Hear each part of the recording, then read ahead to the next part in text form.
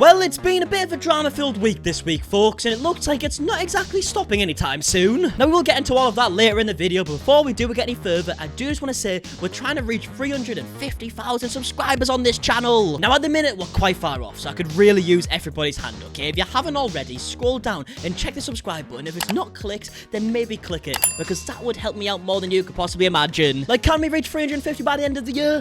No, but we can at least try. Maybe we'll get to, like, 315,000 if we're lucky.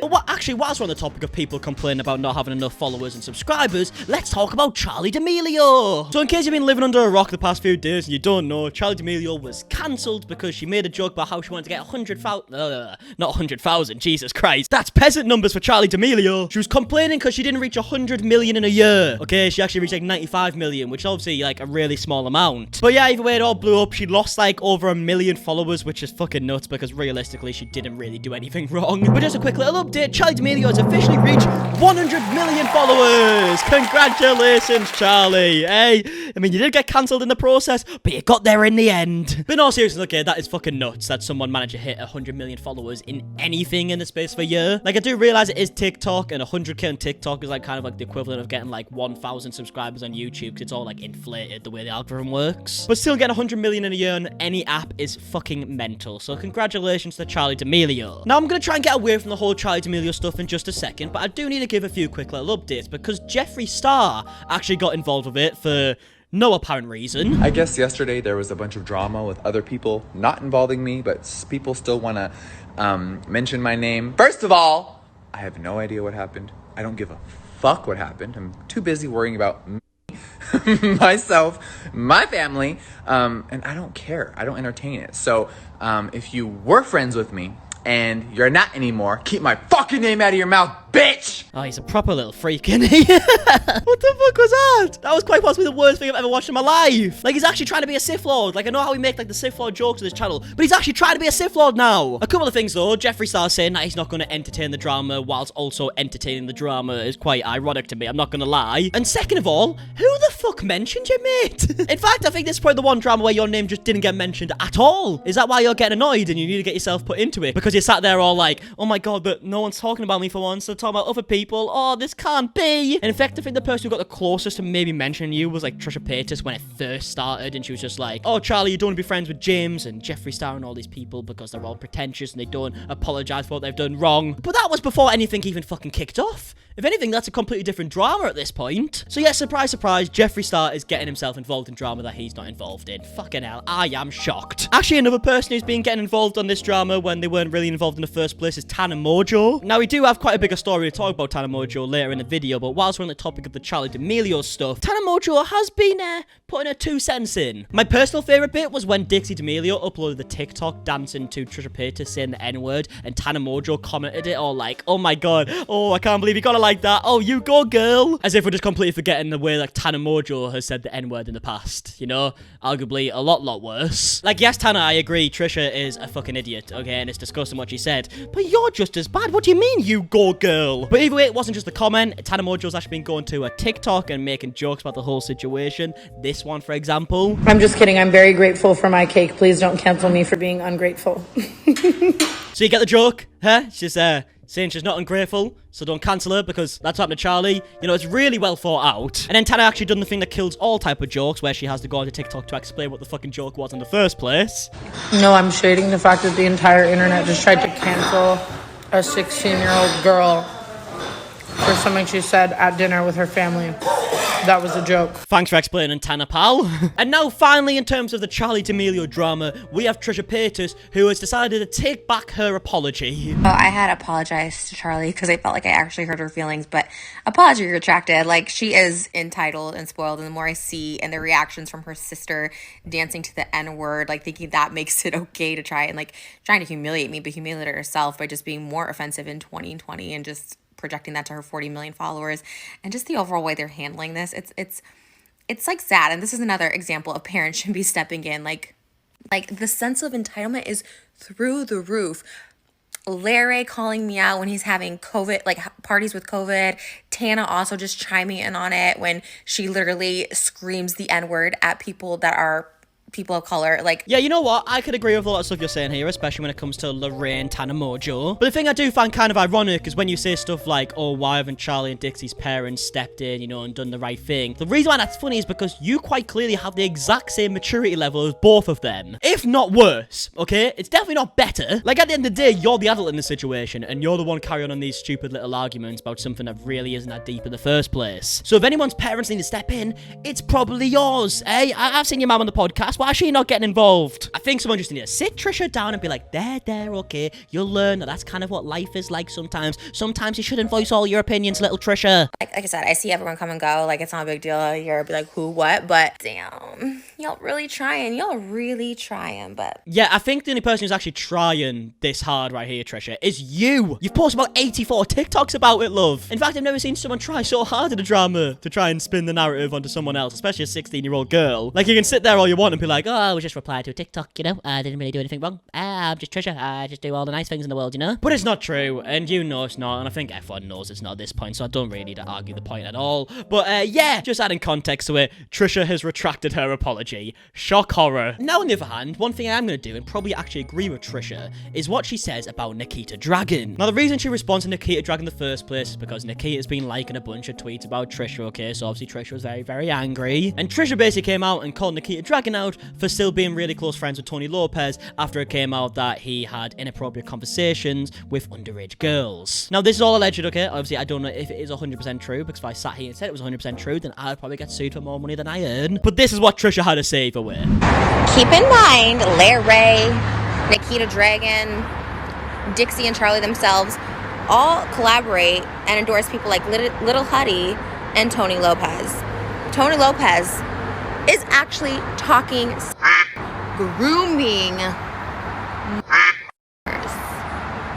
He's admitted to this. He's still allowed on the platform. He sees nothing wrong with it. And apparently they see nothing wrong. He's committing crimes. These aren't jokes. He's not collabing as friends. He's and soliciting conversations from them. It's disgusting. These people think their shit don't stink. One of them is going to end up in jail. Multiple of them should be ending up in jail for spreading this virus. Right, so you get the point, okay? She's basically saying, how can you call me out when you're friends with people who've done a lot worse? And to be honest, you can kind of understand where she's coming from with that. Unfortunately, I think I'm probably going to have to bleep a lot of the words that she said in that TikTok, but I hope you did understand kind of what she was going at. Hey! Hello. Come over and tell us your opinions on the Charli D'Amelio drama. I think she doesn't deserve to be hated on. There you have it, guys. There you have it. Becky has spoken. Knock it off. Also, Thanks, Beck. I just tried making pasta. Yeah. What did I forget? The pasta. Bolognese. Oh. Sauce. No sauce. So just plain pasta. I've had to order some. God, isn't that the life of a fucking YouTuber, eh? Becky's so rich now, she doesn't even go to the shop anymore, she just orders the bolognese. Poor delivery guy is gonna come here with a jar of bolognese, and that's it. Oh, bolognese, shut up. You are the most annoying person I've ever met in my entire life. Also, I've been cooking loads recently. Thanks, Beck. It's been nice having you again. And there she is. Okay, Bunda Becks. And that right there, ladies and gentlemen, is probably the end of all the whole Charli D'Amelio stuff, okay? And probably the last we will hear of it probably ever again, you imagine? I can't imagine there's much more to say at this point. But now I wanted to actually move on to Tana Mongeau with a completely different scenario. Because it turns out that Tana Mongeau has found herself in a couple bits of drama recently. Now, the first one is very vague, and you're going to kind of just assume at this point. But the second one, there is nothing vague about it. It is literally just a case of Tana Mongeau stealing from people, basically. But first things first, okay? Page 6 actually tweeted out saying Tana Mongeau is signed with a manager, David Weintraub. I'm so sorry I pronounced that wrong, because I definitely have. Wellness guru Buzz I don't fucking know. I'm saying words that I don't think are right. Now you might be thinking, Callum, why the fuck are you talking about this? No one really cares. No, I would agree, but the reason why this does make it a little bit interesting is because I've made plenty of videos in the past reacting to Tana Mongeau's series on MTV. And a big portion of that series, we were talking about how Tana Mongeau just treats her manager like utter shit.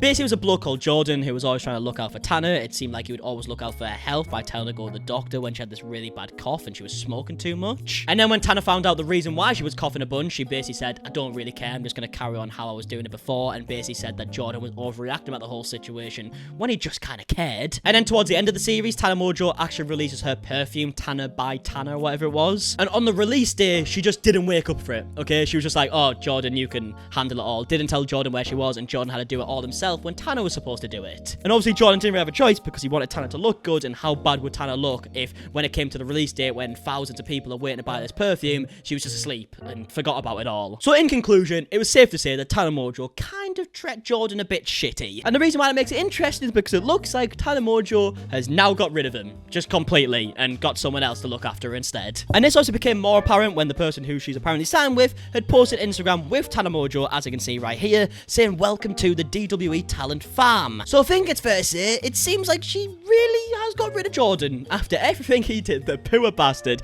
But to be fair, if anything, he's probably gonna have a much more fun life now. Imagine all that stress just leaving you. It must be beautiful. Now, to be fair, you could come to the conclusion that they just parted ways and it was nice. It was a nice little breakup, if you will, and she just moved on to better things. He moved on to better things, and it was pretty civil. Well, that's definitely what you could think if it wasn't for the fact that on the day when this all broke out, Tana Mongeau tweeted this. I got the craziest and absolute worst news of my entire life, by the way, today. Can't wait to release a book and pop off on these whores one day. The truth always comes out. And then you had a bunch of people replying to this tweet saying, wait, what? I thought Jordan was cool. What did I miss? Someone replied saying, no, he betrayed her, then she fired him. You got more people here saying, oh my god, what is this about Jordan? Can someone please explain? There's also people saying, whatever happened to her assistant Natalie? Did she drop her too? Damn, Natalie and Jordan were good ones. Shake my head. Tana only wants money. There was also a bunch more people coming out and basically putting two and two together because Tana didn't wish Jordan a happy birthday or didn't post anything about his birthday a few days before this actually happened. So it seems like shit has kind of hit the fan. And if it has, and why this might be a little bit interesting,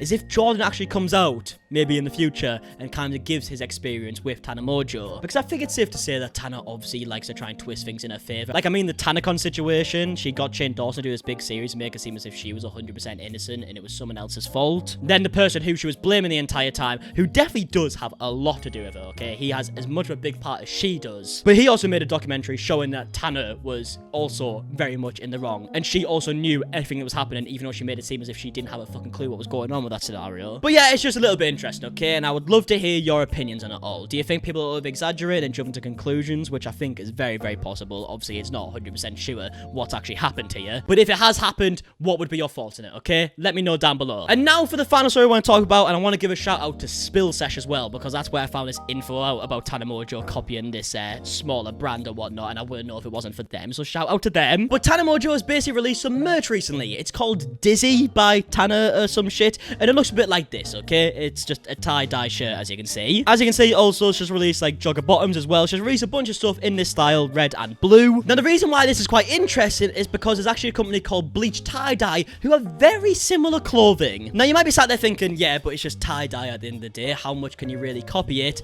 Well, the reason why this is very interesting is because Tana Mongeau has wore Bleach Tie-Dye, their clothing, plenty of times in the past. In fact, she's literally on the website modeling the clothing herself. The Bleach Tie-Dye Instagrams also posted TikToks of Tana Mongeau wearing the jogger bottoms. As you can see, very, very, very similar to the clothing Tana Mongeau's just released. But then when this becomes even more interesting, it's not just as simple as copying. In fact, it seems like a bit of a backstab, because one of the co-owners of Bleach Tie-Dye, Lauren Nicole, actually tweeted out this. Imagine an influencer wanting to become a part owner of your tie-dye business, so you spend thousands on attorney fees and spend hours on calls for the influencer to then go silent and release her own tie-dye merch. Bye. So that's right, Tana Mongeau actually wanted a piece of the pie, if you will. She wanted to be a co-owner of this company because she liked their clothing so much, and then realized she could get a lot more money if she just released the clothing herself. So the thing is clear to see that Tana Mongeau doesn't exactly have many morals nowadays, does she? Like, how can you actually make it that blatantly obvious that you've just completely copied a brand that you've worked with many times in the past, a brand that you liked so much and wore so much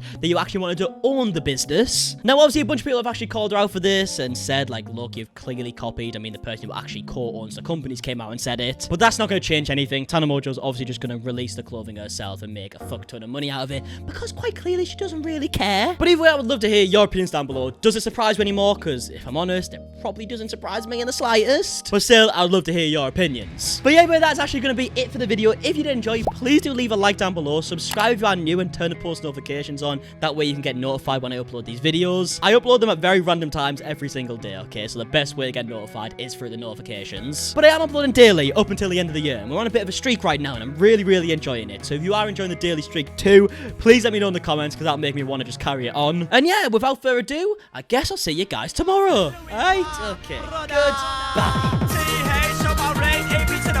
I'm a T-star, boy, and that's forever till I die.